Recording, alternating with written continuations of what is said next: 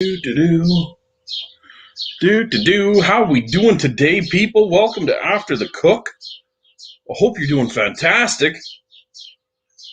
I'm doing fantastic. Thanks for asking. Yeah. Sorry, just checking on my buddy here. I don't think he's going to make it. I don't think Chris is going to make it today. What? Why not? I think he got called into surgery at the last minute here. We will see. It's been a very hectic, chaotic week, let me tell you. I'm foregoing the White Claws, if not for a minute here, to get right into something a little harder, huh? Because it's been that kind of Tuesday already. How we doing today, people? How we doing today? Let me know you're in here. Say hi. Ask me a funny question. Ask me a question I don't know the answer to. That'd be good. Let's do that. Oh, that looks beautiful. That looks fantastic. Yes, it's true. I'm making a lemony Cuban rum and Coke. Right there. See that? Oh, that's a tasty business right there. Now, how is your guys' Tuesday going? My Tuesday's fantastic. Thanks for asking. I'm having a great time.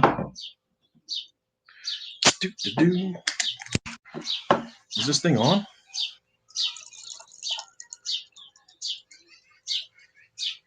Is this thing on? With no co-host, I might have to move this to Instagram. That's what that's looking like. Oh, hey, Jer, how you doing? How you doing? You want to come on here and get drunk with me, Jer? I don't think Chris can make it today. So right now, After the Cook is just me, and I got got a lot to complain about. So don't want to do that. Ooh, I just got to get a drink in me. Got to get a drink in me.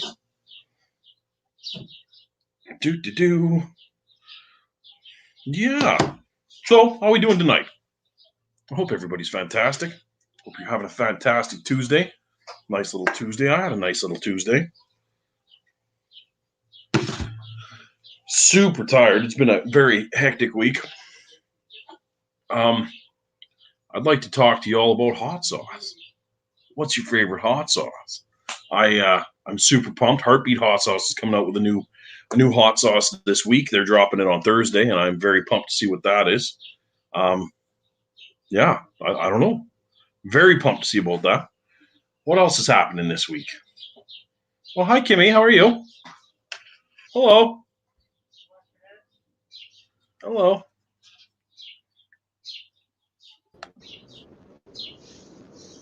What is that?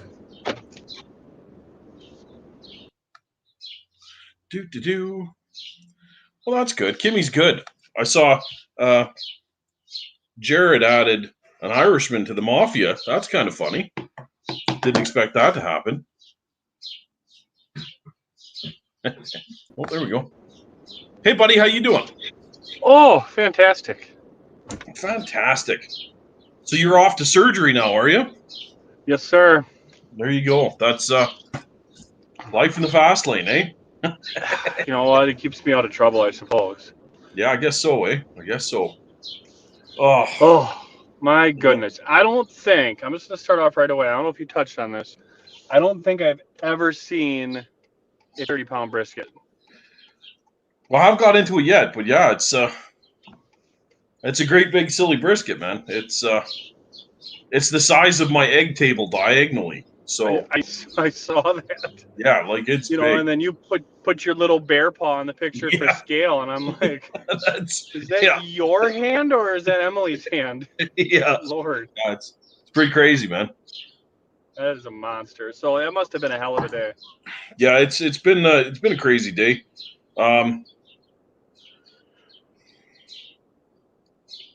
Yeah, I up early, right? Went out there, met him. We walked around the whole ranch, went through all of his different pastures and stuff, different breeds he's working with. Killer dairy farmer. He's into producing cheese now. He's got amazing cheese curds, dry cottage, aging all kinds of cheese wheels. He took me in the back room, had to get all totally suited up, right, and masked suited up. Yeah. Wow. He's got a vault in there, man. A vault of cheeses. Like, yeah. I was blown away by the whole thing. Yeah, man. Oh. Well, the mold only grows for like a year or something, and then it stops, right? So as long as you keep cleaning it off, builds that skin, and then you're fine, right? Huh. Yeah, you had all different stages, but amazing, absolutely amazing. And then we went to the meat processing plant, right? Did all of that. Awesome, just awesome. So how far away from you was this? So he's about an hour away, 45 minutes, maybe an hour, and then it was really cool, because everything's right close to his ranch, right? So it's all within a couple clicks of each other, or miles, you should say, right there. And it was a lot of fun, Learned a ton, right? Very cool. Had a great day. So what kind of cattle does he have? Is it like American Wagyu or Wagyu? I don't know. Crossbreed? I don't know what our Canadian Wagyu stems from. Like it's supposed to be Japanese, right? Right. So the Wagyu is supposed to be Japanese. Like I know a lot of the American Wagyu is, the Japanese Wagyu crossbred with Black Angus. Yeah. So he's got a couple of Black Angus. I think most of he's been breeding are the Holsteins. Okay. And beautiful cows, man. And he's got the size. And he's been getting some marbling that looks like pretty comparable to other Canadian Wagyu just on his Holsteins. So what he's babying with his Wagyu right now is going to be something. It's already like crazy.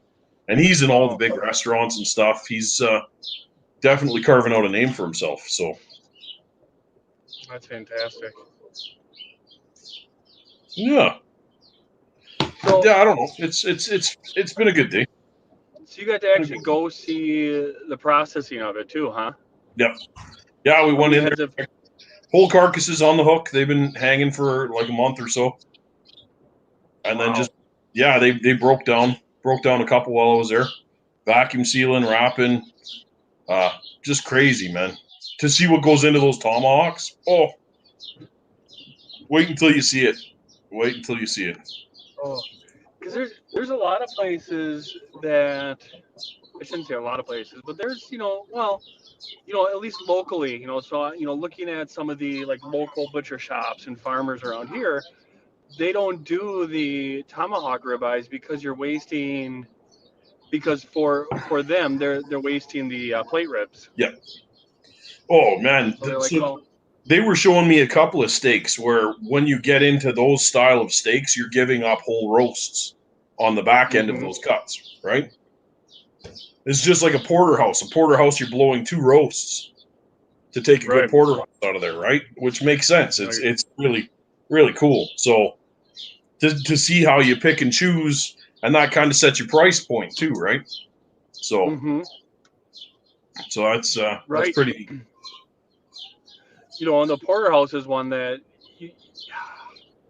you got to figure it's tough to get your money back on that when you have the bone in, or it doesn't even have to be bone in when you have a fillet and a New York strip. I guess the only saving grace would be is if you don't do massively thick porterhouses, because then if you're doing about half thickness, then all of a sudden it's like half of what your tenderloin would be, and you could probably get by with that. But they gotta lose, you would think, on those monster porterhouses. Yeah. Well, that's apparently beef prices are skyrocketing right now in Canada. I don't know what they're doing in the States, but Costco just revamped their pricing, I guess. So we're waiting. I mean, they're going up. I'm expecting a lot of the commercial meat processing places to go up, but I think this is where you're going to see more and more of the people try to do the, get into that small business and, going to a farmer and saying, hey, can I get half a cow? Yep. going in with your buddy where you're splitting half a cow and ending up with a decent amount of ground beef, but at least it's something. Yeah. Yeah, it's I think, I don't know, for me I always get stuck with all the ground beef. That's why I don't go in for a half cow, right? Right. Or even a quarter. It's you end up with pretty plain steaks and pretty plain roast and a ton of ground beef, and I'm not a huge fan of that.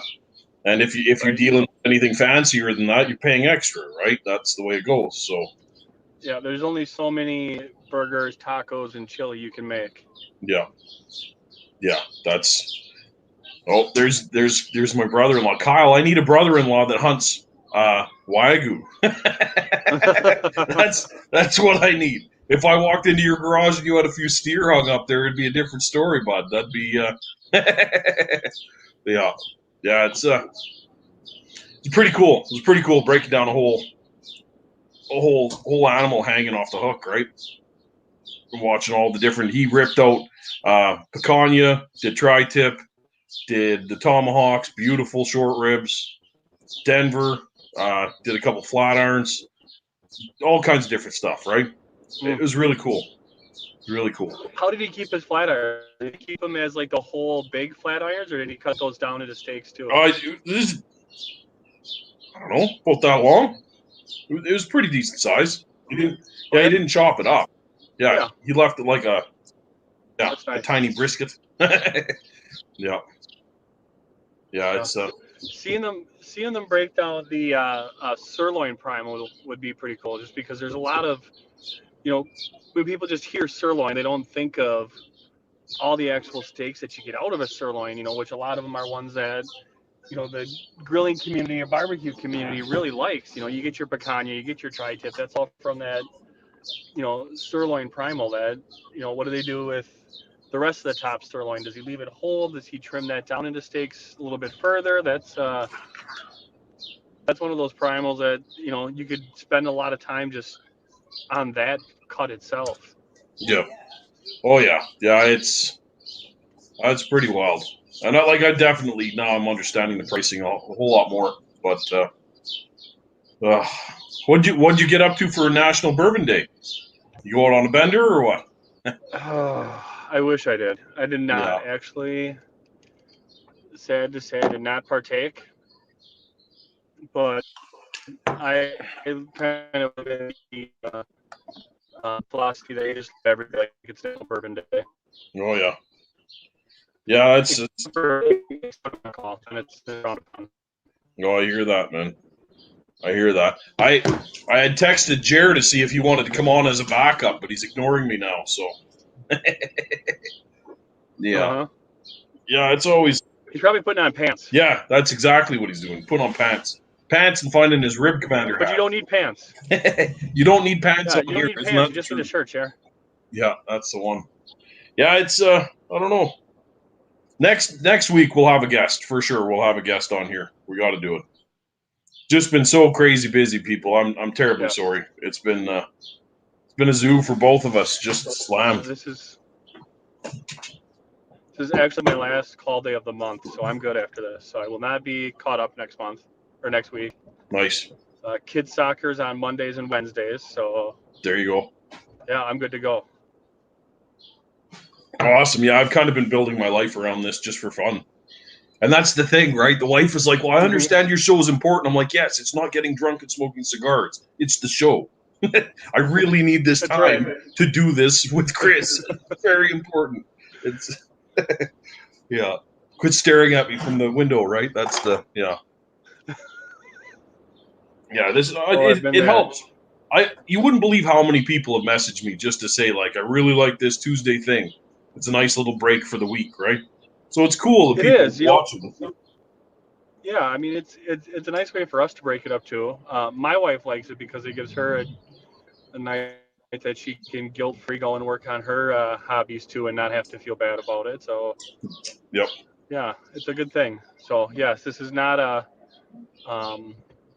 something that we want to keep happening. And typically, I pick call days that are not on Tuesdays so I don't run into this. But unfortunately, perfect storm this week. Life, yeah, man. It's that's how it goes sometimes. Unfortunately, That's how yeah, it bills goes. have to be paid. Oh, I hear that. I hear that. So I'm uh-oh, here comes trouble. There he is. Is he Oh, wearing he pants? found his. I doubt it. I doubt it. Jeremy, Hey, boys. is this thing on? Are we live? How you doing, buddy? Good. How are you Is guys he doing? wearing pants? Are you wearing pants? Stand up and show us. I thought it was clothing optional. That's it. That's awesome. Yeah. Well, Hey, Chris Chris, got how's it called into going? surgery. Oh, geez. Yeah, so he's barreling down the I-80 or something right now. So Oh, okay. Hey, no worries. I'm being safe. Yeah. yeah, that's important. That's important. Uh, How are you guys doing? I'm fantastic. Thanks for asking. Awesome. Mm-hmm. It's a good night. Sun is shining. The weather's nice. I can't complain. Yep. Yeah, it's We've been beautiful having up here, too. We've been having crazy storms out here, man. Crazy storms. Like black sky, lightning, and then 10 minutes later it's plus 20. Just weird. Yeah, it's that time of year. Yeah. So, I don't know about you, but I am one of those kinds of guys that I like to watch the storms. Yes. Somewhat, covered and safe. But I like just kind of sitting out there and watching the clouds roll in, watching the lightning and the thunder, kind of watching the wind, and just kind of it's just neat to watch. Yeah. Yeah, I really like sitting out here. The steel roof, the tin, and it just ting, ting, ting, ting, ting, ting like crazy, and it's nice and warm still. It's not very windy. I like it a lot. Yeah. It reminds me of when I'm peeing off of Jer's deck. Yeah. Just like that. It's just like that. It's Yeah. yeah. My neighbors that's still a don't beauty. talk to me. Yeah. Yeah. Is that a good thing or a bad thing, though? I think it's a good thing. Oh, see? And there's Mel. He's just doing you a service. Yeah, that's That's it. right. Yeah, exactly. Silver lining. That's it. Yep. Well, things did- are opening up, Mel. You'll be able to travel again, hopefully, this summer. Well, what did they say? You guys are opening up in December, right? No. Yeah, hopefully. Geez, I'm hoping by early July, at least to go south, like down around, like hopefully the borders will be open by July. So I'm Yeah. really hoping for. Well, I'll tell you right now, Alberta's like Texas. Yeah. Like there's masks and stuff, but everyone's Yeah. pretty much Stampede's You back like- on. So you guys went 0 to 90 in like 2 weeks? Oh, just Pretty total much. flip. Total flip. And everyone's standing there like, I thought the ICUs were full last week. What do you mean we have 90 cases today? Like, where did everyone go? What's happening, Yeah. right? Like, it's crazy. It's crazy how quickly it changed. Yeah. So Well, I guess just the whole vaccines, right? Like there were so many. Like I think in Ontario they were doing, or they have been doing, like 200,000 vaccines a day.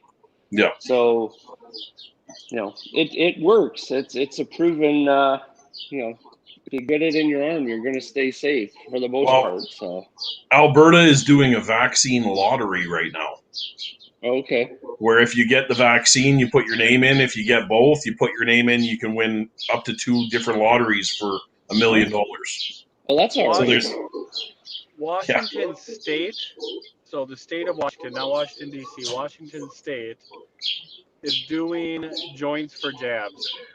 Okay. So they have approved recreational marijuana. yeah. So they are doing that you get a joint when you go get your vaccine. That's hilarious. You guys are so 2006. Just saying. Even our beavers are high. Just saying. Yeah. It's, Yeah, we're gonna be we'll be one of the last states in Wisconsin. yeah, it's crazy. It's crazy. Hey, joints for jabs. Who'd have thought? Hey, like I saw a meme when we were right in the middle of COVID, and it was like, you're smoking dope at a barbecue at a buddy's house or at your grandmother's house, and the thing that's illegal is the barbecue.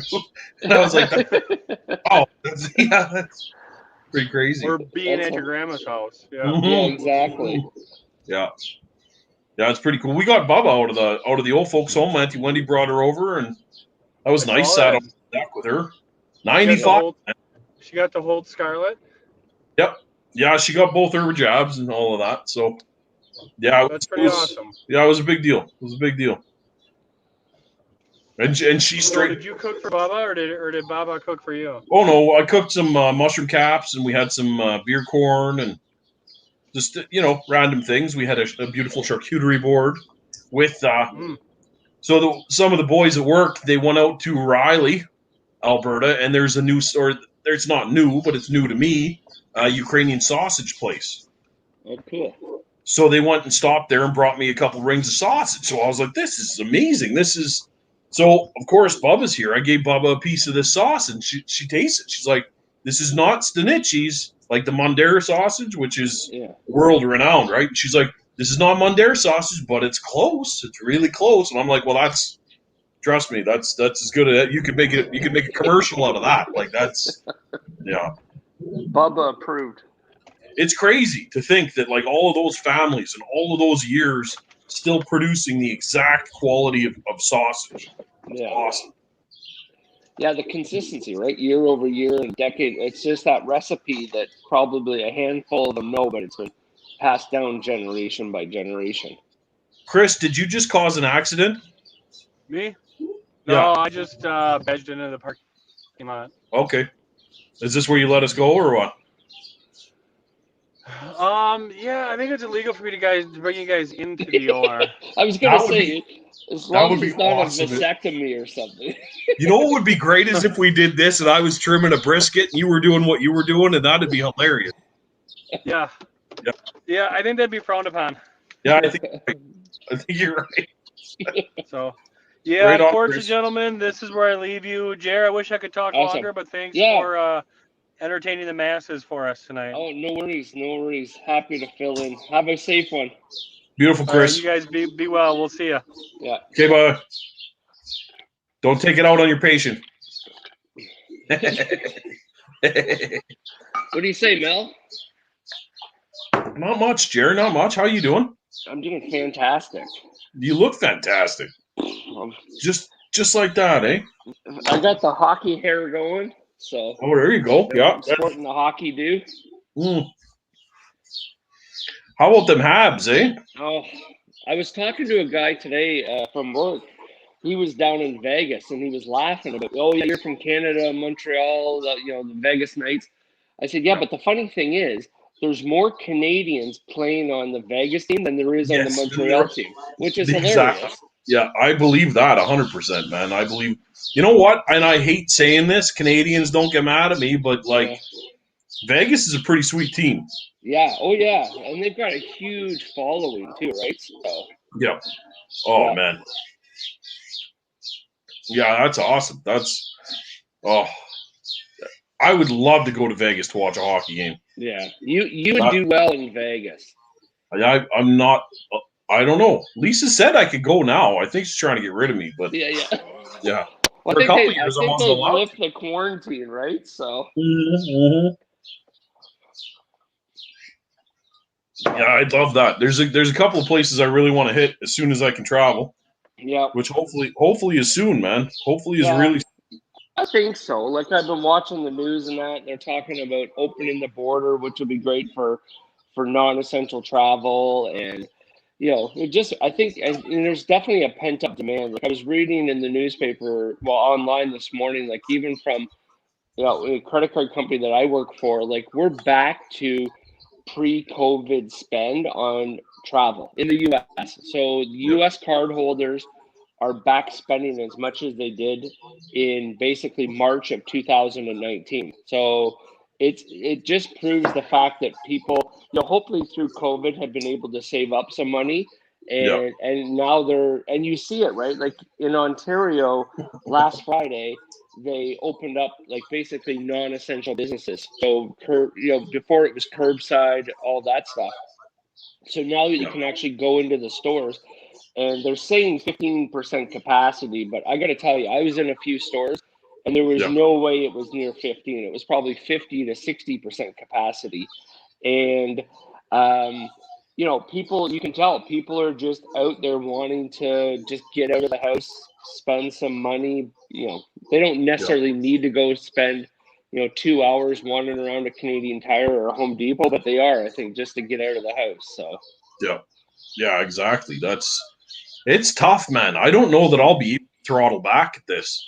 Like, yeah, I'm not trying to spook you and Kimmy at all, but like when I get back out to Ontario, I think it's going to be a bit of a shit show. yeah. Just saying, because I'm pumped to get out of the house, man.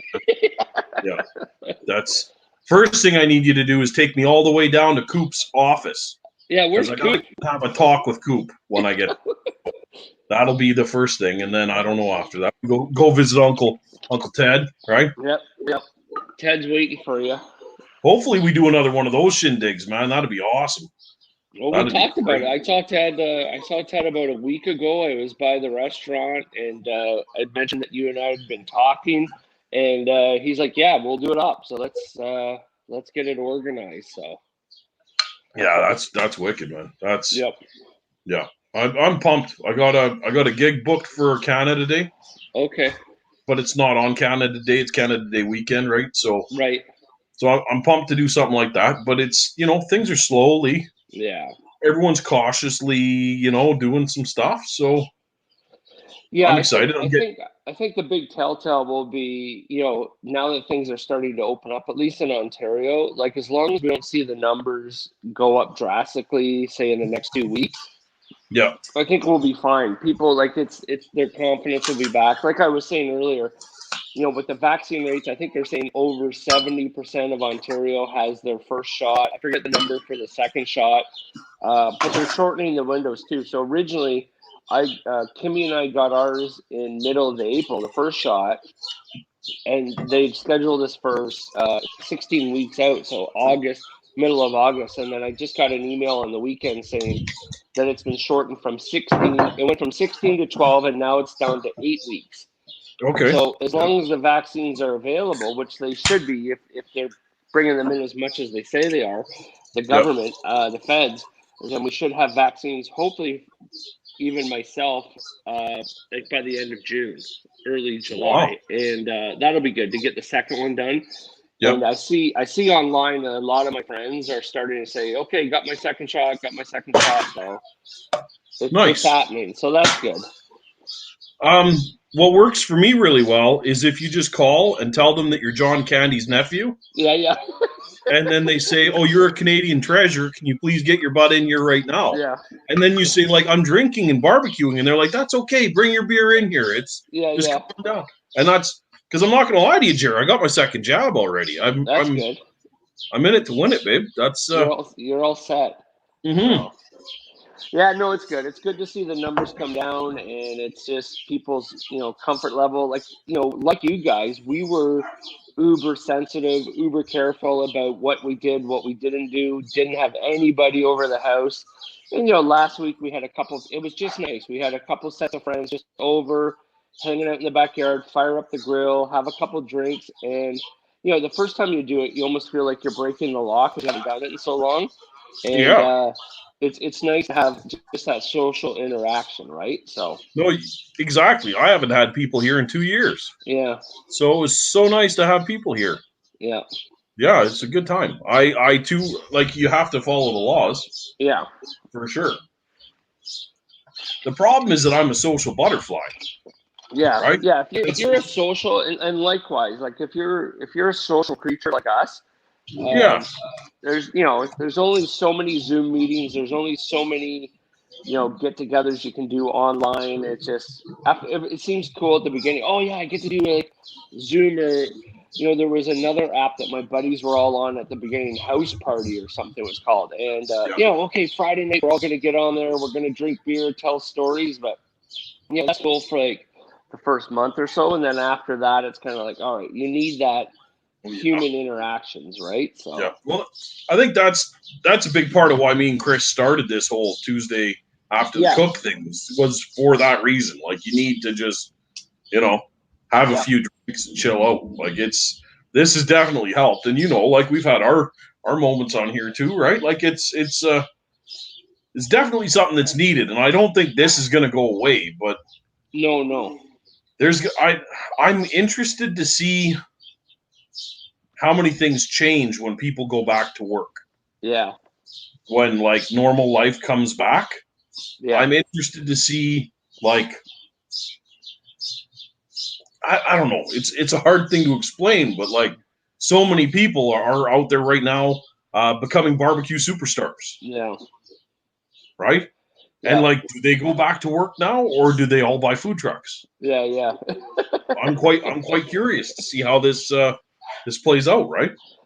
Yeah, and I think the whole the whole being able to work from home, thankfully from my career, I've been able to work from home even pre-COVID. And Timmy's been working from home, and hopefully that's going to continue post-COVID.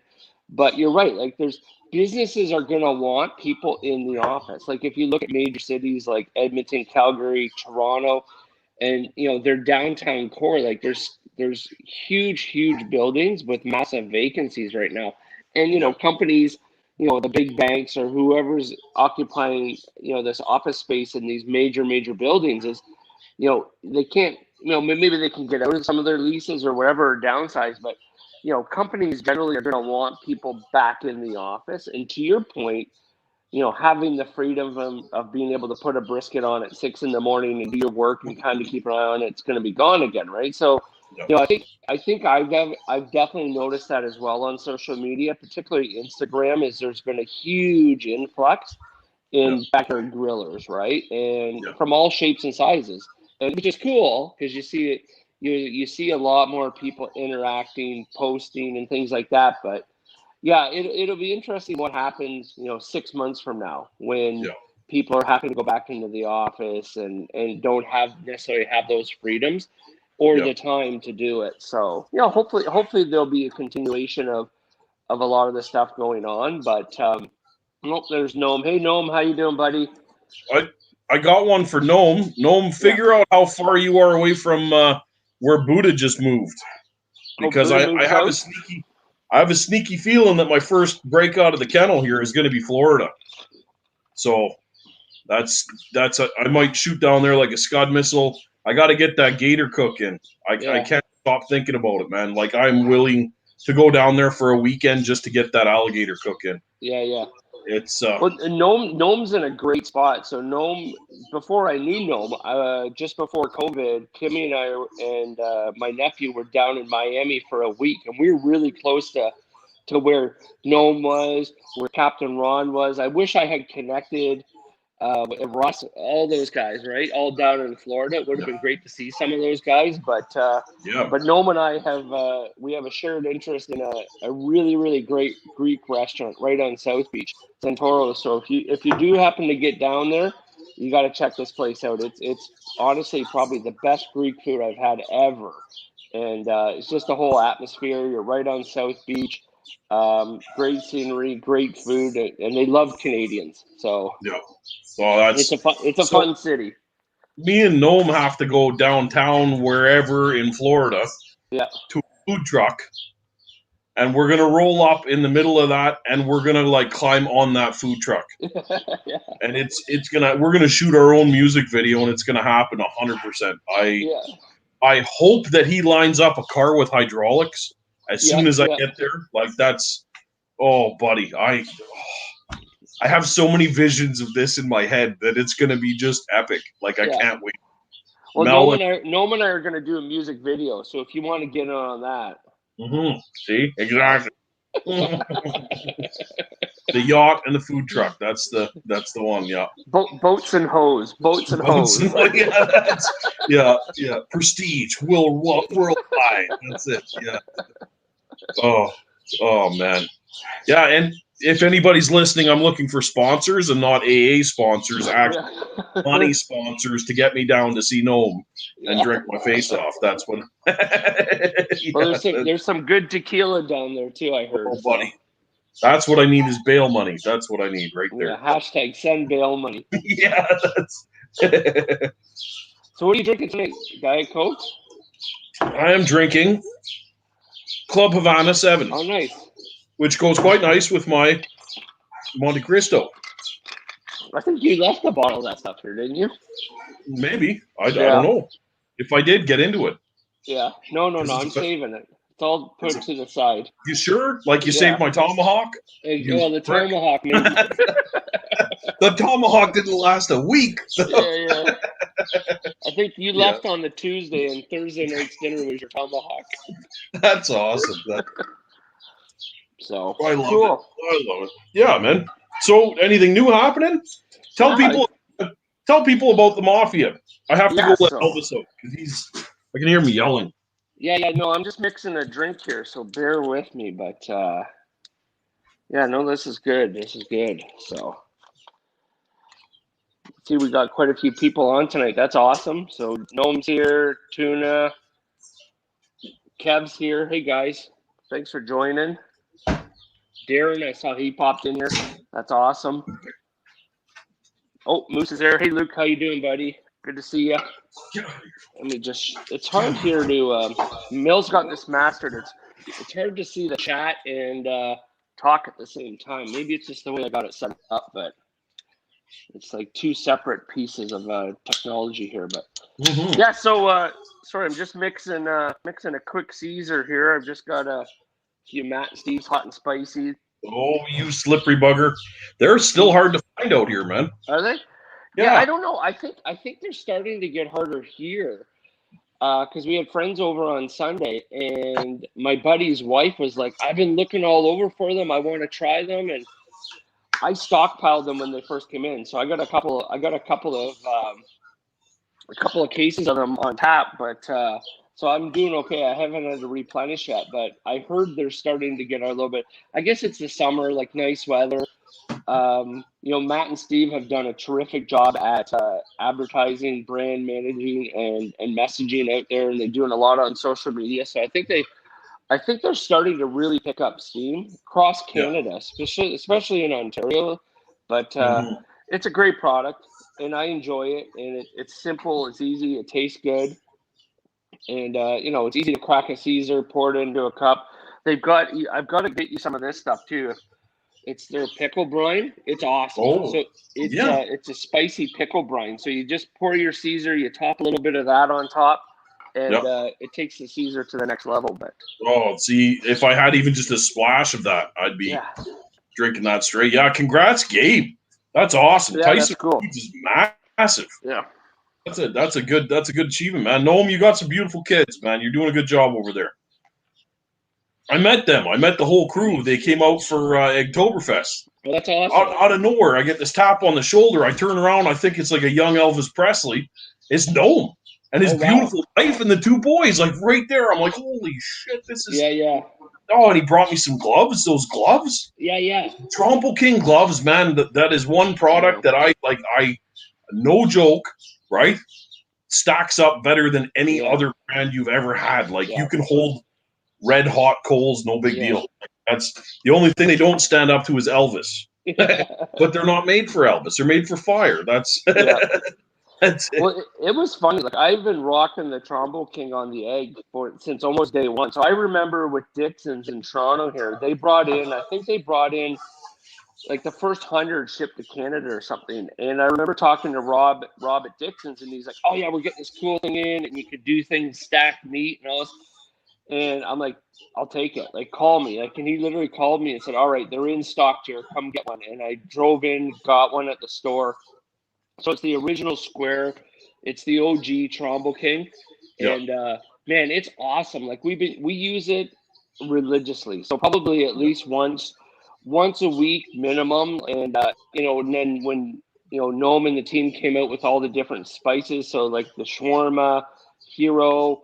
I haven't tried the picanha rub yet. I'm still waiting for it, but it's awesome. So it's a cool accessory. Like it's funny, right? Because guys like you and I and everybody else that often tunes into the show is, guys that are religiously grilling on a regular basis. Often we get asked the question, okay, what's the go-to gadget, or what's the one accessory that you need for your grill? And man, that's always in my top 5. Like if you, and it doesn't matter. You could have a gas grill, you could have, Weber kettle, whatever, egg, Kamado. It fits on all of them, right? So it's one of those cool accessories too that's not unique to a certain brand, and you're not tied to say, okay, well, I want to use the Trombo King, but I don't have an egg, or I don't have a. a KJ. So can I use it on? Yeah, you can use it on your gas. You can use it anywhere, right? Traeger. Yeah. But it works for all the meats too. That's the neat part. That's the neat part with that. Yeah, is that it works with all the meats. Yeah, and that's chicken, steak, anything, right? Like it's the last time I did. I don't see this is up in Canada. We lose the ability to tell the difference between a taco and a burrito and a fajita. Yeah. You know, they all kind of, I don't know, it's a wrap with stuff in it. Like it's a weird translation. It's the French. They messed it up somehow. So we'll leave it at that. But the last time I made a decent meal on the trompo, I had pineapple. I had rings of onion. I had tomato that I threw in there. Oh, nice. It was either turnip or kohlrabi cut like 1/8 of an inch thick. Oh, okay. Just to separate the meats. Yeah. And it was like 4 or 5 different vegetables that we stuffed in there. While you shave it, it all comes out like as one. It was fantastic. Yeah. It was really good. So that, like, I want to do more of a document because of course that was just for family. I wasn't even taking pictures and shit, right? Yeah. Those ones always get thing, right? It's one of those accessories, to your point, that you can experiment with too, right? It's like it's not like, oh, I can only use this one way or I can only do one type of meat on it. The really cool thing is, like you said, is the sky's the limit. So if you want to do beef, like I've done, I've got a whole eye of the round roast and sliced it and stacked it, like you said, with onions and all that. Or if you want to do, I find, I'm not a huge pork guy, other than pulled pork and stuff like that. But even sliced pork is awesome. So. Well, that al pastor seasoning, I did. I did a few pork butts with that, and I did the crosshatch heavy, like really deep 1-inch cuts, and I al pastored that and just threw it in the smoker. And man, it was really good. It stuck right through to the pulled, and that's rarely does a rub stick on a pork butt from start to finish. Right, because you got your heavy spritzes, you got the smoke, you got everything, and it definitely still had that beautiful flavor at the end. I was very impressed with. Yeah, what? I was really happy when they bought the rubs in Canada when they started shipping them in the Dixons and other guys, but when they started bringing out the rubs, I bought a set. And even before they were gone, I went and ordered another set just so I didn't run out in between, right? And nice. We use them a lot. So they're really, like you said, though, you don't even need to. It's great when you pair it with the Trombo King as far as the stack. But like you said, even on its own, it's a great rub. So yeah. Oh, exactly. Yeah. I would like to do a science experiment. Anybody that's in here right now, post your favorite rub. I want to see how many rubs actually come up on here right now. Yeah, cool. I would be quite interested to see what is your favorite rub. First one, top of your head. Type it in right now. That's what I want to see, and I'm going to get going. There we go. That's it. There smells. There we go. Salt, pepper, garlic. Can't beat it. That's it. Sometimes just keep it simple, right? And that's the thing. Like in some of the rubs, get really expensive. Like again, I know we're talking a lot about Noam and his stuff, but like you get a good sized package for what you pay. But there we go. Kimmy's chiming in. Yeah. Hey Kimmy, I didn't even know you're on here. Hey babe. Yeah. But like some of these rubs, you'll get like a little bottle. And they want like $15. I'm like, dude, it's one pork butt, and you've just spent $15 on rub. And it's like, okay, if it's good and it's worth it, hey, I don't mind spending the money. But same as you, like I did some beef ribs a couple of weeks ago, and it was the same thing: salt, pepper, garlic. Like, you don't need to put anything crazy on it. Everything you got in your cupboard. So, Salt Lick and Salt Lick Original. There we go. Yeah, that's one I never even heard of. Quite curious about that. Is that from Salt Lick, from the Salt Lick place? Is that the place in Texas, right? Just outside Austin? Probably. Salt Lick, where they've got the huge barbecue. That looks like a real... Talk about a road trip. That was in through Texas, like Houston, Austin. All those big beef places would be awesome to visit. We should try and do it together. Yeah, there we go. We should try and get a credit card company I know to sponsor us to do that trip. Yeah, I think it would be fantastic. That's that would be fun. oh, Javi, Big Hav, how you doing, Happy's brother? here? There we He's go. been just hammering it, man. His cooks have Yeah. been just unbelievable. That's Yep. another one. So I got to go down to Fort Worth, Texas as soon as I can, Yeah. and I'm going to go visit him. There's a few boys down there doing some epic stuff. I got to go, but like you said, man, the holy barbecue run. Yeah. I want to do that run. Yeah, you get down into snows, and there's some big places that are everybody hears about and talks about, like Franklin and those guys. But what I Yeah. found that a couple of years, Kimmy and I were going down through Tennessee, and Tennessee is mostly pork, right? Not a lot of beef there, but whole hog pork and all that. But honestly, some of the best barbecue you're gonna taste, and I'm sure you've experienced this too in your travels, is it's the hole in the walls. Like we went to this one place that was kind of halfway between Memphis and Nashville. Yes. And again, we went to two places, and one of them was a whole hog. So all they did was whole hogs. The other place was just strictly pork butts. But you get these massive sandwiches, these pulled pork sandwiches for like $4. And honestly, it's some of the best barbecue. Like the one place we went into, it's called Helen's Barbecue in I think it's Brownville, Tennessee. So it's on your way to Memphis from Nashville. Yep. But it looks like a shed. Like you walk in and it's like a shed. Yeah. And don't think you're going to go in there and find, like, you're not going to be eating at Hell's Kitchen or the Royal York Hotel. Like it's probably never been cleaned. Like there's barbecue sauce on the table that's probably been there since the 70s, but you're going to get some honest and really, really good barbecue. So it's some of the big commercial restaurants and places like that have really nailed down their food too, and I'm sure, a lot of guys on the show tonight that are watching will have the same experiences. Like it's those little hole in the wall places that you're really going to find the diamond in the rough and enjoy a really, really great meal. So that's what I look for. Like if I go to a city, of course you want to check out the popular spots, but it's where do the locals go, right? Like if you go up to like one of the guys at the hotel, right? You go up to the bellhop and say, hey, where's the best place in town for ribs? And they're going to tell you. They're not going to tell you, hey, go to Franklin, stand in line up for 5 or 6 hours. It's good. Don't get me wrong. But you go 2 miles down the road and around the corner and you're going to see a little food truck, or you're going to see a shack in the middle of nowhere. And that's where you're really going to get the good food. So. Oh, man.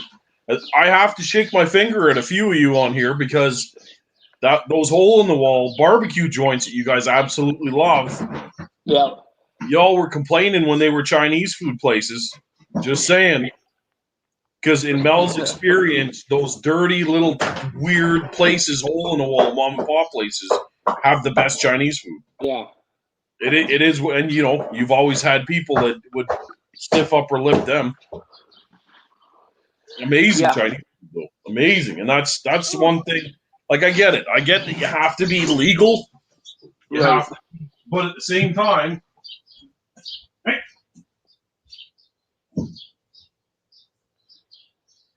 yeah, no, I think that's your point, right, Mel? Is like, it's you've got to, there's certain laws that you've got to follow, but I think it's, the thing for me when you're dealing with those like prime spots, those hole in the wall places or the place, it's first of all you're dealing with people that are really, really passionate about what they do, and they're not making $1 million a year, franchising or whatever. They're cooking, and they're cooking for their friends, and they're cooking. They're in it for the passion and for the love of it, not necessarily the financial gain. Yeah. And usually what I find too with any of those places that I've been lucky enough to discover is it's generational too, right? So it's grandma's recipe, or it's the way that great grandpa smoked a whole hog. So now it's down to the grandkids are involved, and the one place I went to, Scott's Barbecue in Lexington, Tennessee, was just that, like second/third generation whole hog smokers, right? So he's doing it today in 2021 the exact same way as his dad did it in the 70s. So well, this is something. yeah. That's awesome, tuna. That's fantastic. This is Yeah. one thing I thought of before when Anthony Bourdain was in Vietnam, Yeah. and he was going to those pho shops, and he was explaining the mother broth, Yep. and he was like, Yep. "This is a pot that sits on a stove in the back, and it hasn't been turned off since 1978." Wow. And you think like, if that was in Canada, would they get shut down for that? Like, is that Well, that's like, the thing, right? Yeah, like it's up here. Like I think the health codes are a lot stricter. I've noticed, at least in Canada, that you can't get away if you're going to get shut down if you start doing yeah. some of this crazy stuff. But Mhm. I guess maybe certain countries, certain states, and stuff like that are a little bit more lenient. But Yeah, well, that's I'm the first one to say, like, I need to be more traveled right, in this culinary venture of mine. I need to see the world a lot more. yeah, TV and books and how-to videos and even speaking to people can only get you so far. You need to just wake up in these places and do these things and see how the yeah, people react to it. It's all yeah. part of living, right? And to me, food is living, right? So Mm. yeah, Yep. I Yeah, no, it's true. It's like some people, they live to eat, I eat to live, right? Or live to eat to live, live to eat. Like it's just, I think you're right. Like it's for individuals like all of us. I speak on behalf of the masses here, but it's the ones that really enjoy food. Like you can tell, right? We enjoy food and yeah, we enjoy learning from us. I think the biggest thing, and that's the whole thing, like we talked earlier about social media and blowing up and all this barbecue stuff is more people getting into it, but it's more opportunity for people to share what yeah, they're learning, what they're and but you're right. Like I think the critical part of it is getting out there and experiencing it. Like there's nothing better than walking into, a rundown old smoke shack in the middle of nowhere that they've been cooking pork butts for the last 50 years, and you're talking to the guy that starts the fire every morning and yeah, what he does and stuff. And it's simple stuff. It's not a lot of yeah. the times it's not rocket science, but it's the way they've been doing it for years on years. So it's Oh, 100%. No, you this is so. I'm not going to name names or anything like that, but in Edmonton, maybe 10 years ago, we had a beautiful Chinese food restaurant right off of White Ave. The people that know here will know which one I'm talking about. yeah. And they had like the soup dumplings, Oh, okay. proper soup dumplings like you've never had before, other than if you were in Vancouver or maybe like in those countries. It was nuts. Yep. And they got shut down for health violations like 4 times in a row, and then they shut the doors. Yeah. And when they told me about that, the first thing I said was that was the best place for soup dumplings. And they're like, "Are you not hearing what I'm saying?" I'm like, "I don't care what you're Yeah, saying. yeah.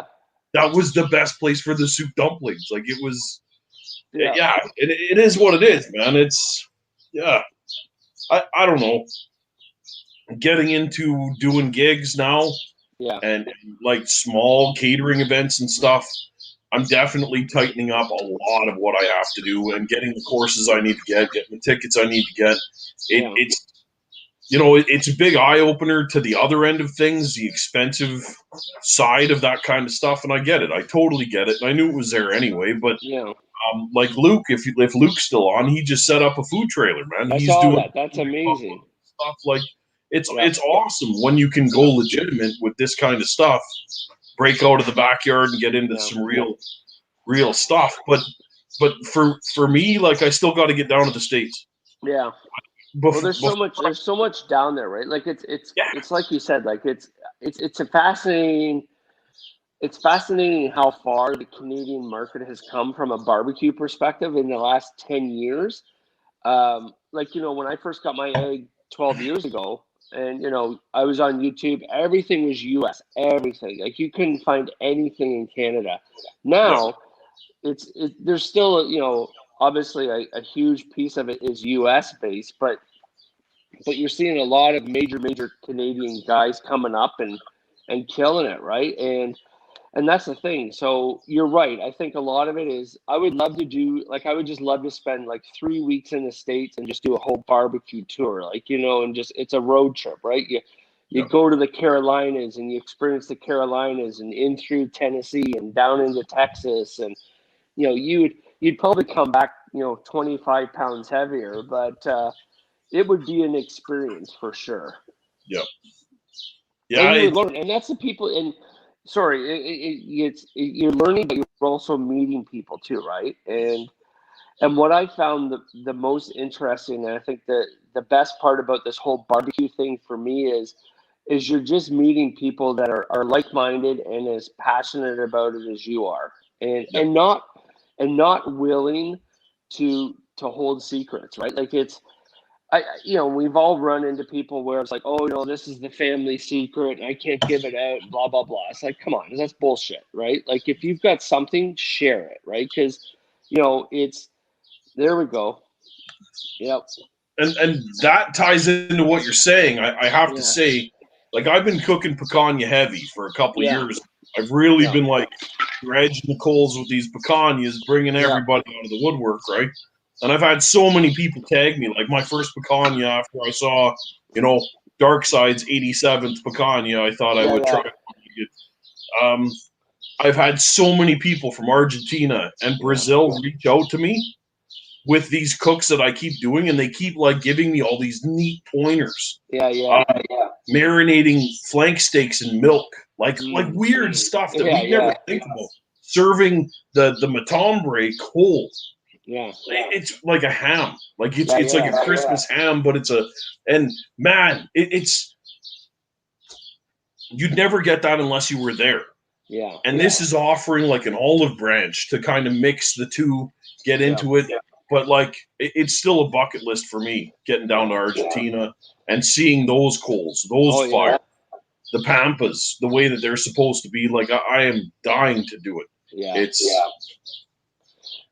definitely. I think that's the thing, right?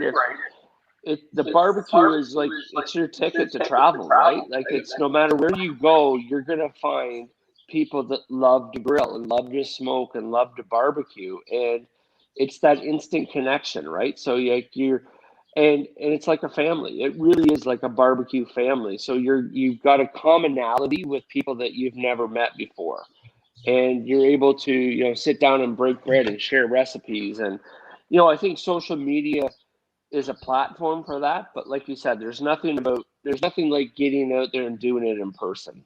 Yep. So 100%. hopefully we'll all get to do that, right? Like I know you had some plans even last year to get down south that got kind of kiboshed. So every time I tried to weasel my way in, they locked back out. It was just and that's the thing. Like things are looking good, but I don't want to be too excited either because they've snubbed me 3 times in a row now, right? Like I know. Man, I know we're just looking at vacation. So like you literally tonight at dinner, Kim and I were talking about, we're going to take a week or two off later in the summer, and I'm hoping to book it. So hopefully we'll be able to get down south and do a little bit of a road trip. And but you never know, right? You don't want to get too excited about it because like you said, you don't want to be disappointed. So all in due time. See, what Tuna's saying now, barbecue's probably the original cooking method. Yeah. Literally, the big green egg was invented in the 1700s. Yeah. Japan. Like, it actually was, the Kamado cooker was invented in the 1700s. Like, it's crazy now. Yeah.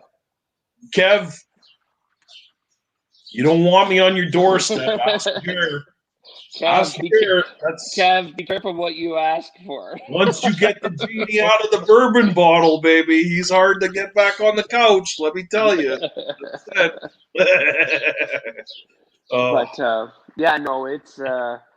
it's awesome to be able to experience it. But to Tuna's point, right? Like it's even if you think about some of those cheaper cuts of meat, right? Like the ribs and the brisket and how those all got started, right? And it's like that deep south, like even like I was watching a show online a while ago and it was talking about, in some of the southern states where there was poverty and slavery and stuff like that. And it was like those were those scraps of meat that that they would give to those, you know, people like the slaves or whatever, and what would happen is they learned how to cook them and they learned how to make them delicious, and now they've just gone cross country, right? Like I remember when I first started smoking was, and I know you guys were talking about this last week on the show, was like the price of brisket or the price of flank steak, and you know, those were cheap cuts of meat. You used to be able to buy a brisket for like $2 a pound. Now Yeah. you're paying like $7-8 a pound just because of, you know, maybe supply, but also popularity. And, you know, it's a blessing and a curse, right? Having such a huge barbecue community where everybody wants to smoke a brisket. Everybody wants to smoke, you know, a pork butt. It's, you know, so it's driven the cost up, but you got to pay to play sometimes. Yeah, that's the thing, right? That's I don't know. It's like bourbon. It was a multi-headed snake. Right. The way that bourbon hit popularity, because now really hard to find bourbons are way more accessible. Right. Because they're bringing in a ton more, but you're paying premium for everything now. So they're super popular, and you can get way more than you could get before. But now you're paying a premium for the shitty bourbon and the expensive bourbon altogether. So, yeah, it's it's a tough one. It's true. Like it's like booze in general, right? Like the same thing happened with, you know, it's happening with bourbon. But I remember a few years ago, you know, Scotch and whiskey and things like that. Like the popularity, you know, Scotch became really, really popular in Asia, and a lot of it was being exported to Asia and from Scotland, and it was just driving. So the supply was going down. I remember like there's a Scotch, Macallan Scotch. It's a beautiful Scotch, and you know, you used to be able to get like an 18-year-old Macallan for maybe $150, which is a lot of money, you know, 10 years ago, 12 years ago. But you know, it was a special treat. Now you're paying, if you can find it, you're probably paying $400 or $500. Like it's just tripled. You know, for the good stuff. And so, you know, it's one of those things that, you know, supply and demand, I guess, and popularity has driven the cost up. It's just, you know, you got to find the next best thing. So, yeah. Well, that's like the short ribs here compared to Ontario. Weird thing that I noticed when I was visiting Jer last, we were in his supermarket, and the short ribs cut for like Maui ribs were dirt cheap. And Jer looked and he's like, "No, that's average, if not a bit expensive." And I was like, "We're paying double." Yeah. In Alberta, where they're like, we're overrun with beef here. And it's way more expensive here than it is. Like but they sell like crazy here. Yeah. And that's the thing, right? Like they can't keep them on the shelves. Yeah. So literally consumer drives the prices of these. Yeah. Yeah, I think you're starting to see that. Like even around here, like beef has gone up exponentially over the last couple of years. Like you can find deals like that, like the thin sliced beef ribs. Actually, I bought some tonight for a barbecue thing I got to do tomorrow night for some guys, and it's still reasonably priced. But if you want I like the big dino ribs, like the big thick 2-inch dino ribs. Yes. And I was at the butcher shop last week, and you know, I forget what it was a pound, but it was probably about $14 or $15 a pound, which to me is kind of pricey for that type of meat. Did you see Jeff Davies here? Oh wow! Did you tell him that we tried to get him on the show today? No, I haven't even talked to Jeff. He doesn't return my calls. Jeff, we tried to get you on the show today, but you didn't return our calls. Jared said you were out picking flowers, so Jeff has left the chat. Oh. The only time I see Jeff is when he's trolling my Instagram. That's it. Oh, Jeff. So we got Dutch in here, Tuna. Oh, wow. Man, there's a bunch of people. That's fantastic. The whole gang's here. Love it. Love it. Yeah, so Jared, it's been a while. Yeah. So you Why were don't you asking about the mafia. tell everybody about the mafia? That's what I was going to say. Cool. I noticed you let an Irishman in there. Yeah, we're multicultural. We're a multicultural, multinational mafia. So I don't know.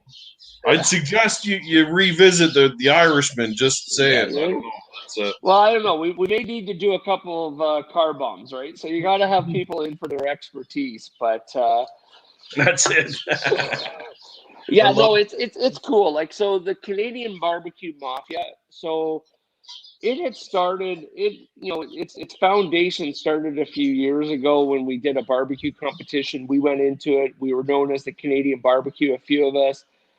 Kimmy had did the logo for us, so our design team had worked on the logo for us, and then it kind of died. It kind of died out, and we, and for myself, primarily focusing on Big Green Eggs over the last few years. It was, my handle and even on Instagram, Big Green Jer. And then a few months ago, I really always enjoyed the logo. I really liked the logo that we came up with. And we started thinking about, what does it really mean? And, a lot of the stuff we talked about tonight around, barbecuing on different grills. And I know you and Chris have talked about it a lot on the show around, we don't discriminate. Obviously, we have our favorites and you have your sort of your go-to grills, but you really don't discriminate against what other guys are cooking on. A lot of guys cook on Traegers. A lot of guys cook on pellets. Kamado style, gas, whatever it is. Like, it's the way, and I think that was for me when I started thinking about what barbecue meant to me was really around that. And, I know we use it, but like one grill, right? So I really wanted to start promoting around, I've made all these great friends in the barbecue community, and how do we bring it together, right? And that's really about what the Canadian barbecue mafia is about, is around supporting one another, getting some cool merch out there. So getting some hats out there and getting guys sharing recipes, sharing, posts, stuff like that. And through hashtags and through pictures and stuff like that. And we'll take it to the next level, right? So, we're thinking long term. We've done some brainstorming. We're thinking about, even if, is there a charity aspect to it, right? So once post COVID gets over, can, a bunch of guys that belong to the Canadian barbecue mafia, we're going to go out and cook at, the children's hospital for an afternoon, or we're going to, we'll set up some grills and we'll cook for a local homeless shelter. And so I've been talking to quite a few of the guys about that. So I think there's some really cool things we can do with it down the road. But, we've had a lot of interest in it. I get, text messages every day about, what does the mafia, what's it about, how do I get a hat, things like that. So we got some cool hats out there. I ordered like 25 hats and threw it up on Instagram, and like within an hour they were spoken for, which was really cool, right? It was, so the response has been overwhelming. So I'm just starting to put in another order for some more hats. I've probably got about 30 more guys in waiting for hats. So it's growing. It's going to grow exponentially, and it's really about how do we all come together from a barbecue community perspective and have fun with it. So, yep. Yeah, no, it's cool. It's a lot of fun. And for sure, I'm bringing it when Smoke Show opens up. And I think we're going to have a fun little, even if we're in our respective teams, whatever, we'll still have a nice get together in the middle, and everyone will throw it up, and it's going to be a good time. And I think that we have to get together for a barn burner at some point. Yeah. That has to happen. Whether we burn down the golf course at Ted Reeder's or what, I don't know. But like, we have to get a barn burner going. Yeah, that would for sure. That would be good. We talked like, it's not going to happen this year, but talking to Rob and the guys at Dixon's for Smoke Show, I know it's on the docket. I'm sure for next year. There's lots of demand out there. So we've talked about even throwing in a couple of cook teams at Smoke Show. And or is hold on, wait, check this out. Oh, there we go. You know what you say to that? Well, your dog is. Your dog's invited. Yeah. Yeah, Jeff is still not sent me a he sent me a picture with his dog with his hat on, but not him. So Jeff, your dog can come, but you can't come. Jeff is a man of mystery. He's like Yes, he is. Snuffleupagus. You don't see many pictures of Jeff out there. So No, I get it. yeah. Yeah, Snake River brisket. I don't know what There that's we go. going for a pound right now up here. It's up there though. Holy. Yeah. Yeah. But brisket itself is going crazy right now. So. Yeah, like you can get like down here brisket, AAA brisket is like $8-9 a pound, which is ridiculous. I got three briskets about 4 months ago. They had them on sale at the superstore for like $2.99 a pound, and they were shit briskets. Like they had a lot of fat on them. They weren't good briskets, but $3 a pound.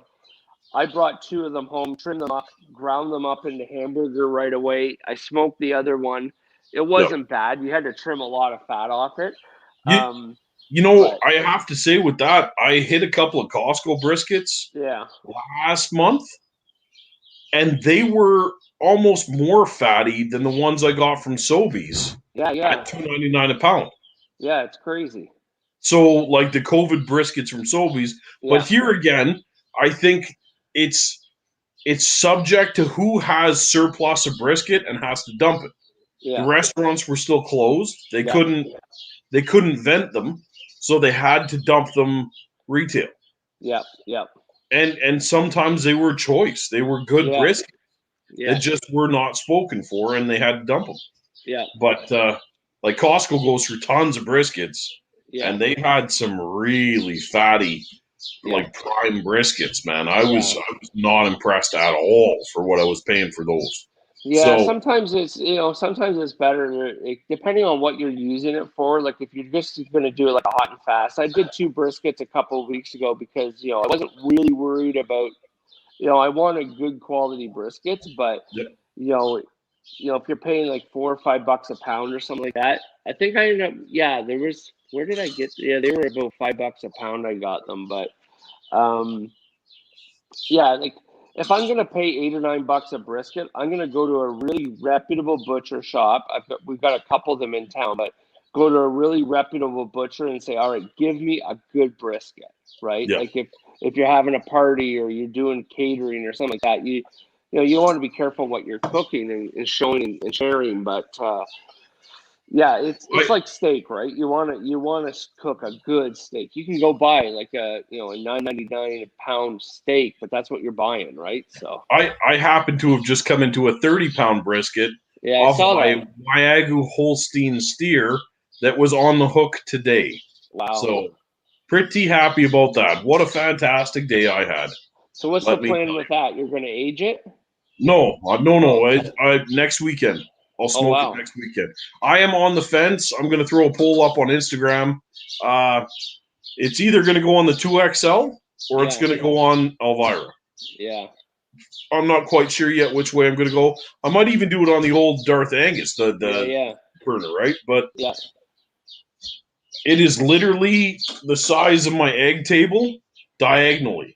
Wow. But it's still got the bone in it? It does. It has the little rib cap. Yeah.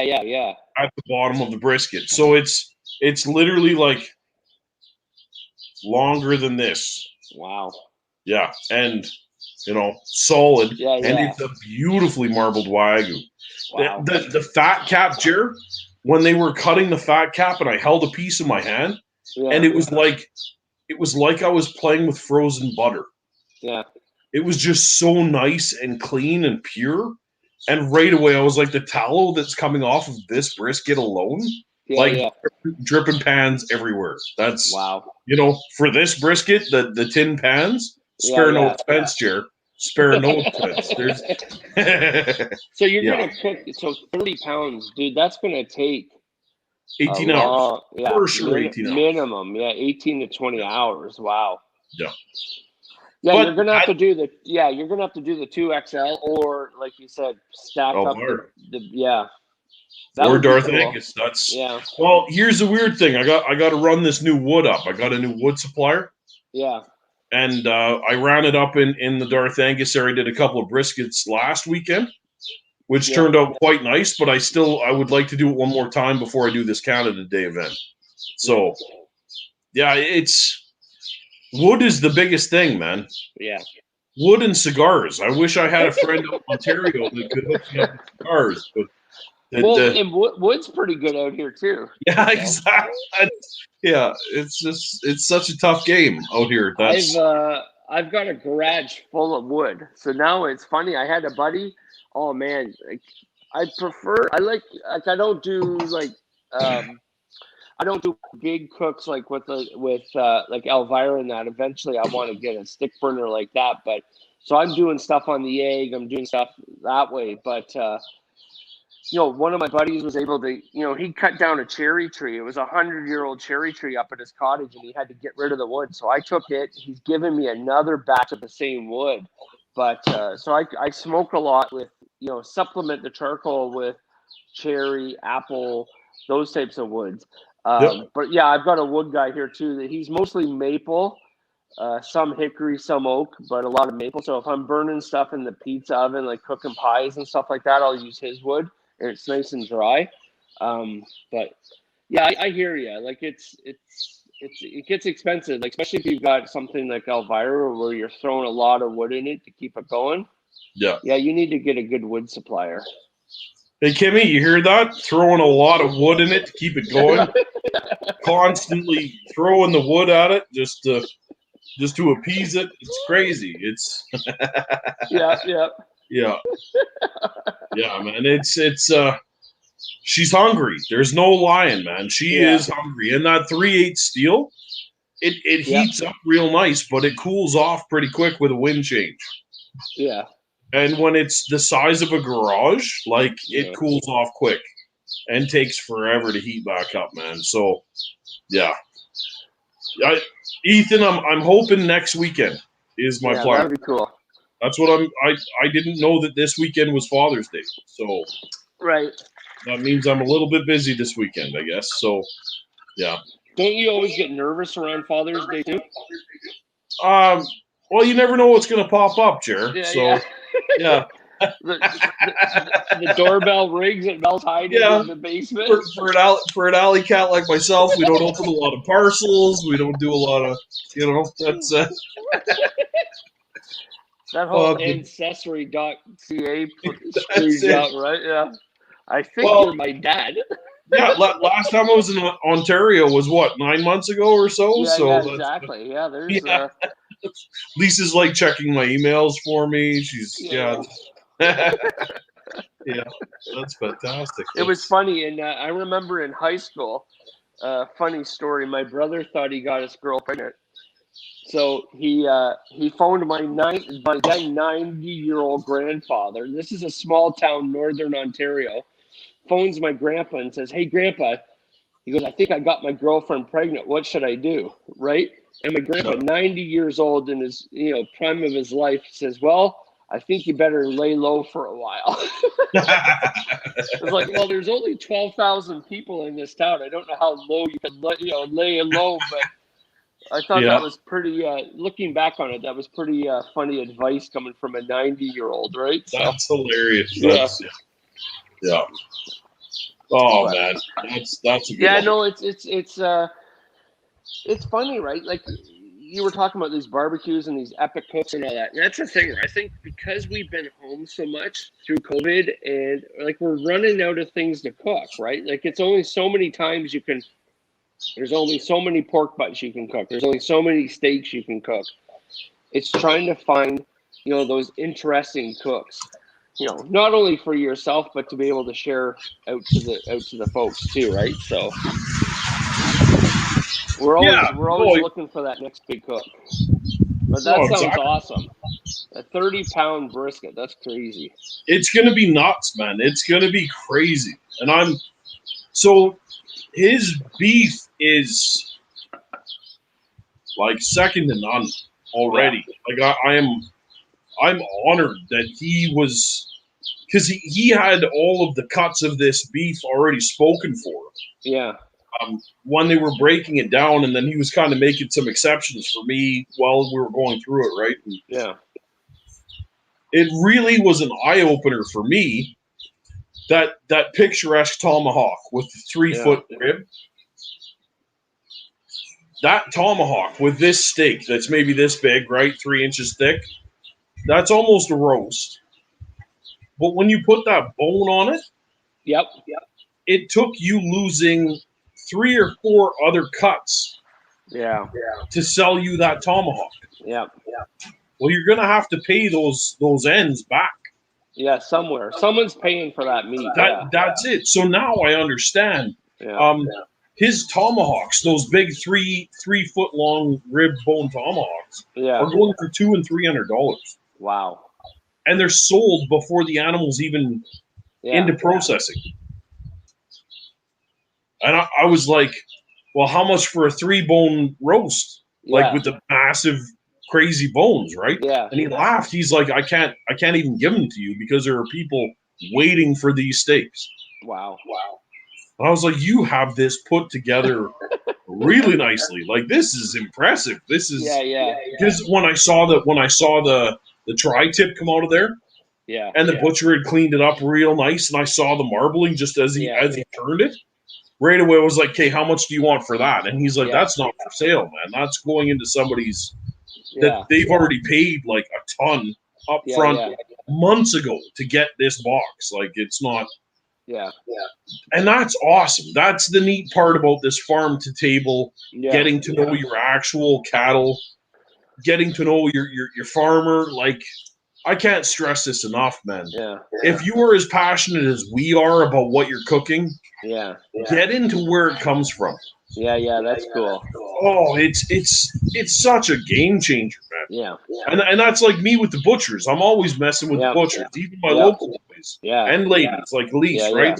You got to get in there, and you got to shake their tree and see what they're doing.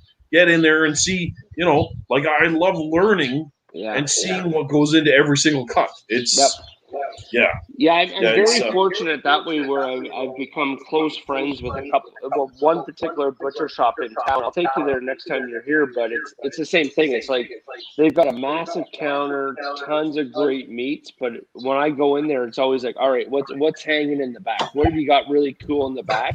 It'll be like a 60, 70, 80 day aged full tomahawk roast, right? So he's like, all right, what do you want, Jer?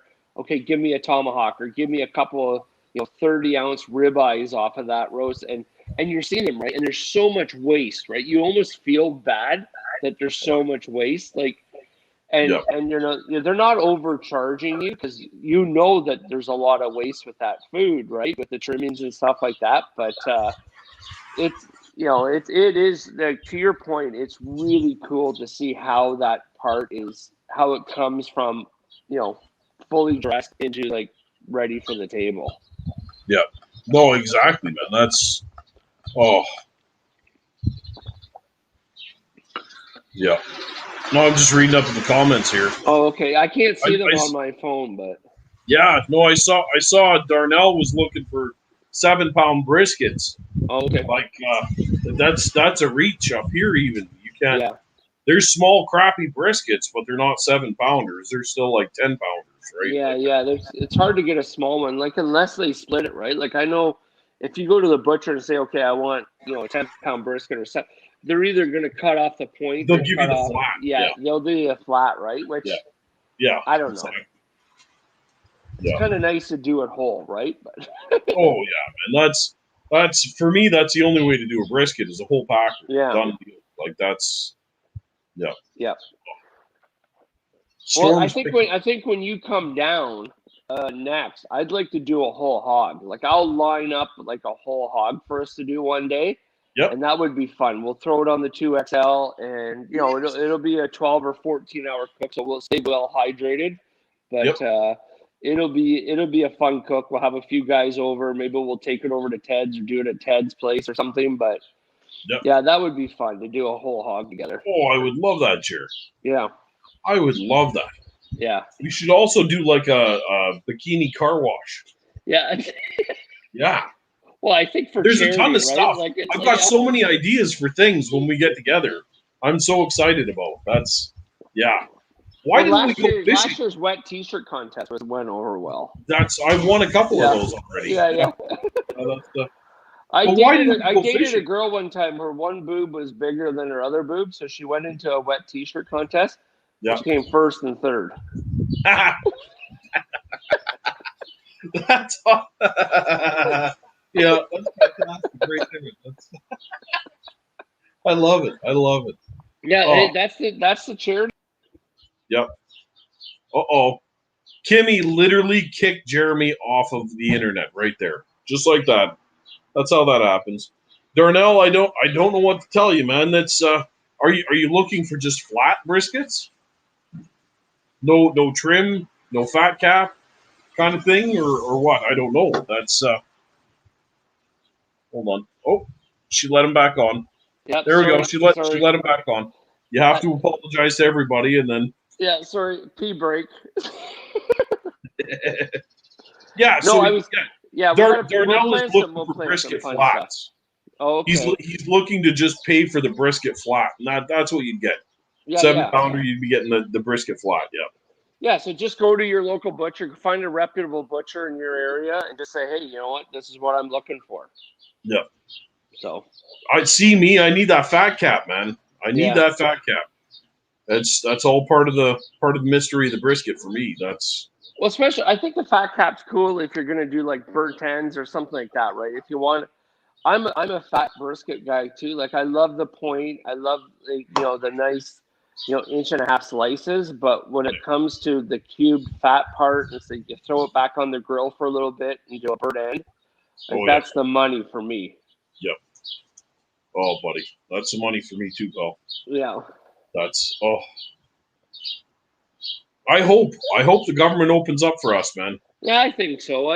There's no reason why not to. I think, you hate to see all these small businesses that have suffered for months and months and months, like especially the restaurant. Like you mentioned it earlier, like the restaurant industry. I've got a few buddies in that, and it's been dismal. Like there's guys that have literally shut their doors because doing curbside and doing deliveries it's cost more money to keep the lights on than to have a handful of staff. Like you want to carry the staff in that, but I think that particular industry has really, really been hammered. So I'm glad to see that people are wanting to get back out. Like tonight, Kimmy and I got some food from a couple local restaurants to help support them.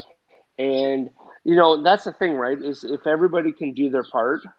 So I saw a stat today. I think if every Canadian went to a bar and drank 119 drinks, it will make up for lost profit over the last year and a half. So come on, folks, let's do our part, right? So yeah, that's the one. That's the one, Jer, right there. That's the one. Yeah. So I love that. Read your emails. That's hilarious. That's awesome. Yeah. But I'm happy to see things starting. Like for me, there's finally a light at the end of the tunnel, right? Like I'm really hoping that people are smart about it. They don't overdo it. Still be respectful of each other. And if we can get through this and get back to some sort of, and I know it's overused, but some sort of normalcy, then I'm all for it. So whatever it takes to get us there, vaccine, whatever, let's do it. Let's get there. Some more support the local businesses. Small business guys need our help, and enjoy life again, right? Get together, barbecue. It's funny. I think what COVID has taught me, at least, is you value the little things, right? The things that when you don't have them, you realize how valuable they are. Like just phoning up a buddy saying, "Hey, I'm gonna cook. I got a 10-pound brisket. Come on over." Saturday night, or I got a steal on an 8-pound prime rib, so we're gonna throw it on the smoker on Saturday. Bring you and the wife and the kids over. We'll have a good time. Like that was all taken away from us, and to think that it's slowly starting to come back is really, really exciting and really important. Well, it better come back, man. It better come back, like in a big way. That's what Lisa keeps saying is, once we get back to our level of normalcy, it's going to be like the Roaring 20s. Yeah. And that's why I'm getting this hot tub set up before that happens. Yeah. My brother-in-law was like, "You're getting a hot tub? Does that mean like the old parties are coming back?" I'm like, "For sure they are. That's it. We got to get that hot tub in here before people start getting crazy again." I can't wait, man. I can't wait. I get that. We'll be safe. Everyone will be safe. But at the same time, like, it's a Tuesday and you're going out for dinner, like you're getting hammered. Yeah.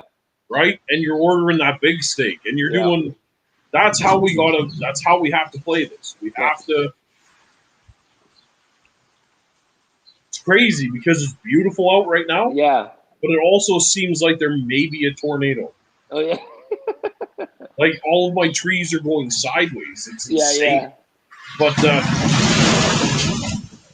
oh crap! Can you hear that? Yeah, I heard that. Is it howling a bit or? No, it's not bad. Okay. Yeah, yeah, man. I'm pumped, and I hope that people spend a bit more frivolously. Yeah. People live a little. That documentary, High on the Hog, right? People start, kicking in a bit more. And I think you're right. Like those first couple parties that we all go back to, like you're not gonna want to be that first guy that goes to bed, right? It's an all-nighter. Like it's gonna be an all-night party when people get back together, and you're right, and I think it should be. So. Yeah, man, that's what I'm hoping for. I remember in the 90s or early 2000s, we used to go party on White Ave, which was Edmonton Center. They had like 10-cent chicken wings and $9 pitchers of Canadian on Wednesdays only. Wednesdays was Wing Wednesday with these $9 pitchers, and we would roll in there like 3 or 4 of us would sit down at the table and throw like $50 each. Yeah. There would be an entire table of chicken wings and gallons of beer. Yeah. And people used to be like, "Are you guys in a band?" Or we're like, "No, we're just smart. This is the day to go all out." They're like, "Yeah, but it's Wednesday."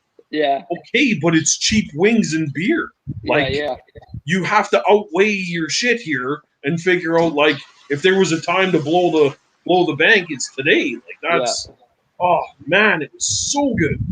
And now I'm laughing because I'm like, I think those days are coming back, work or not. Like, you're gonna do the. Oh yeah, no, there'll be a lot of midweek. Hey, let's get together. Let's get a couple cases of beer, or I got a keg of beer in my basement. Let's grill up some steaks, or. Yeah. No, I see people going a bit extra for a while, and I'm looking forward to that. Yeah. Looking forward to the extra factor. That's what I'm. Yeah. Do Plan you mind B. if while we do this, I light my egg? No, that's cool. That's cool. Just the wind has made me want a steak really bad, so I feel like I should probably do that. Yeah, no worries. Okay, good. Well, because you never know, right? It seems like a viable thing to do here. So, Jared, what are you excited about? I'm excited. I'm excited to be on the top Canadian barbecue show on a Tuesday night. This is always a fun time. Yeah, it is. That's true.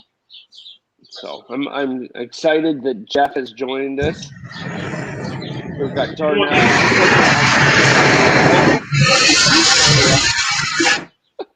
Stop it! You scared the dog again. Look at that. We got a little fire in the hole action going on. This is a little fire in the hole action. Fire in the hole action. We're just,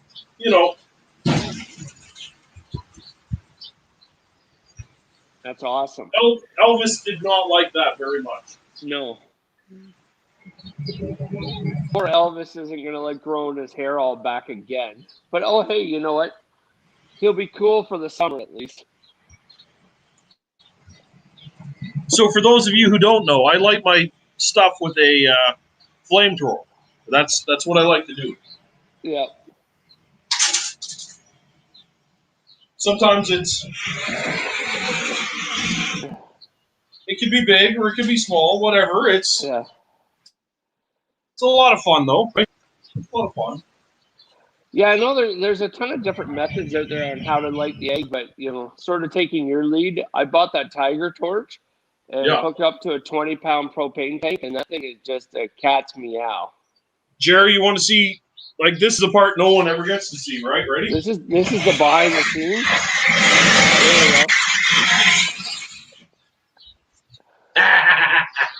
There we go. Now we know why Mel has no eyebrows. Yeah, quite literally, it can get just nuts, man. Yeah. It's, your Tiger torch there, your flamethrower, it takes the manscaping to a whole nother level. that's my. Everyone laughs when they come over here. They're like, "Oh wow, you actually use that?" I'm like, "Yes, a couple times a day. I thoroughly enjoy this thing." And they're like, "How big of a flame ball can it do?" And then as soon as I do it, everyone's mad at me. They're like, "Why would you do that?" I'm like, "You literally asked me to do that." So now I've done it. But... Well, it's hey, you know what? Like it's funny because guys all the time. I was like, "Well, I want to get an egg, but it'll take a half hour to heat up." And I'm like, dude, I can get my egg up and running in 10 minutes at 350. Done. That's it. That's it right there. It's if I shut it down right now, like close the lid and set it up, it'd be at 200. Yeah. But I'm letting, because I'm doing a steak, I'm doing it hot and fast. I'm letting it climb right now. But yeah. No, it's I don't know. That's my preferred method on lighting anything charcoal, even the pizza oven. Right? You throw a bit of dry wood in there, and you throw on the torch and let it cook for bake for a couple seconds, and it's good to go. So I'm definitely cooking a steak right away here, Kimmy. I actually have one that came right off of that steer today, fresh. Oh, there you go. Never frozen, right? So yeah. Jared, do you have something to talk about for 2 seconds? Yeah, I do. Yeah, for sure. Perfect. That's what I like to hear. Yeah, absolutely. Well, hey, everybody. My name is Jeremy Tebby. So I've been cooking, just to give you a little bit of my background, I've been cooking on eggs for about 12 years. I've got to know Mel a couple of years ago through Instagram. So we've become pretty good buddies, been on the show a few times. But yeah, no, just like I was saying earlier, the whole barbecue mafia, it's got a bit of a funny spin to it, but it's really about getting together, sharing barbecue, sharing experiences with friends, love to cook, and really taking things to the next level and learning from your mistakes. Absolutely. It's funny. I often equate sort of barbecue to golf, right? You're always trying to better your game. You're always trying to, better your score. And it's the same with barbecue. So it's always like, you cooked a great steak, but how do you make that steak even better the next time? And I know there's a lot of people on the show tonight and listening in and watching that are of the same, vein of Mel and I, where we just love to cook and we love to share our experiences and have fun while we're doing it. So, it's a barbecue community. It really is. It really has become a community of friends and family, and it's great to be able to share those experiences. It's, you know what? It's also magical because people don't think that this touches their, oh, Jeremy, you sneaky bugger again. People don't think that this touches your actual life, but there will come a time when you are at some barbecue festival somewhere, and I'll be there, and you're going to see me, and you're going to be like, hey, I remember you from this After the Cook show, and blah, blah, blah, blah. And it'll be like, bang, we're best friends, and let's have a beer, and let's blah, blah, blah. Like, it's crazy how that actually happens. It's... Sorry, that was my fault. That was my fault. Sorry, guys. I love it. Always pressing the wrong button. That's the... These fat fingers. These fat barbecue fingers. That's the one. That's it. We got the Square Table Degenerates podcast just rolled in here. Fantastic. Oh, cool. There you go. The Degenerates. I like that. That's beautiful. Yeah, it's a weird thing, but I've met so many people that I never thought I would meet. Yeah. Through this thing. Like, it's nuts, the people you meet just doing random stuff, showing up in random places, right? It's cool. Like you meet so many different people, and I think the cool thing is like so many different walks of life, right? So people that you wouldn't necessarily cross paths with, right? Any other way, you and I, if it wasn't for barbecue, would we've ever met? Probably not. Or, it's cool to think about, all the other individuals that you meet through the barbecue community, be it at a smoke show or a barbecue event or even online, you connect through social media, things like that, where, and like I mentioned earlier, it's that commonality of the passion of barbecue. And it's, you see that passion in other people, and that's really what, attracts you to one another, is like, hey, here's somebody else who likes to cook just as much as I do. And here's somebody else that is really looking forward to that next steak he's going to cook at, 10 o'clock on a Tuesday night. And how are you going to cook that steak? And what are you going to do cool about the steak? And what's the cut? And what, are you going to do anything neat at the end of it? Right. So I think it's sharing those experiences that really allows us to all come together. It sounds kind of a little kumbaya moment, but yeah. Darnell, I have to answer you directly. My flamethrower was built by a man. His name is Brian Scary Fast, Texas. He builds hot rods out of his shop in Texas. I believe that grill or that gun at the end of the day cost upwards of $700 in parts. It is nowhere near cost effective. It doesn't make any financial sense whatsoever. But the man built it for me and sent it to me as a gift, and I am forever grateful. Yeah, it's cool. It literally is like the Armageddon flamethrower. If you flip a propane tank upside down, turns into liquid propane. I can literally do shots of liquid propane across the air. It's nuts. But as far as the grill gun is concerned, you are comparing apples to flamethrowers. And they're two totally different things. This is actual, like, it's nuts. It has dials on it. I can dial it right in without a regulator on my tank. I can literally shoot a 20-foot flame with that thing. I'm not exaggerating. And it can take it. And it's literally a Star Wars blaster gun. It still has, hold on. I never get to talk about my toys. You ready? Can you hear that?